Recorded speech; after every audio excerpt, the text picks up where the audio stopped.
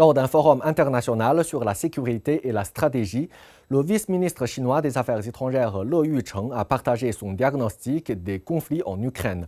La cause profonde réside dans la mentalité de guerre froide et la politique du plus fort. Dans cette vidéo, je vais récapituler les points essentiels de son discours et tirer les leçons de cette crise. La première leçon consiste à chasser l'obsession d'une sécurité absolue unilatérale. L'OTAN avait promis à l'époque de ne pas avancer d'un pouce vers l'Est, mais elle n'a pas tenu sa parole. Si elle poursuit son expansion, ses tentacules s'étendraient aux portes de la Russie. Cette poursuite de la sécurité absolue conduit en fait à une insécurité absolue. Forcer un grand pays, en particulier une puissance nucléaire, dans ses derniers retranchements entraînerait de graves conséquences. Il est grand temps de réviser la leçon de la crise des missiles de Cuba. Deuxièmement, M. Le appelle à renoncer à la politique de confrontation des blocs. Avec la désintégration de l'Union soviétique, l'OTAN aurait dû se dissoudre en même temps que le pacte de Varsovie.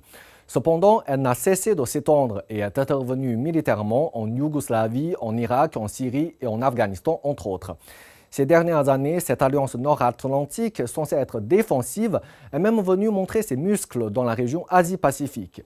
Si cette tendance agressive se poursuit, les conséquences sont connues à l'avance. La crise ukrainienne est là pour nous servir de leçon. Troisièmement, le diplomate chinois dénonce le fait de se servir de la mondialisation comme d'une arme. Les sanctions contre la Russie vont actuellement si loin que la mondialisation est instrumentalisée comme une arme. Les avoirs à l'étranger des citoyens russes ont été saisis arbitrairement. Des boycotts des professionnels et des offres russes s'organisent dans les milieux sportifs, culturels, scientifiques et artistiques. Même les chats et les arbres russes ne sont pas épargnés. À quand le tour de Tetris et du tableau de Mendeleïev? La science sans frontières, la dépolitisation du sport, la sacro-sainte propriété privée, la liberté d'expression et l'esprit du contrat, ces valeurs qu'on aurait cru si chères à l'Occident sont allègrement bafouées, sinon abandonnées. La Chine s'est toujours opposée aux sanctions unilatérales qui n'ont ni fondement dans le droit international, ni mandat du Conseil de sécurité. L'histoire a montré à maintes reprises qu'au lieu de résoudre les problèmes, imposer des sanctions revient à mettre de l'huile sur le feu et ne fera qu'empirer les choses.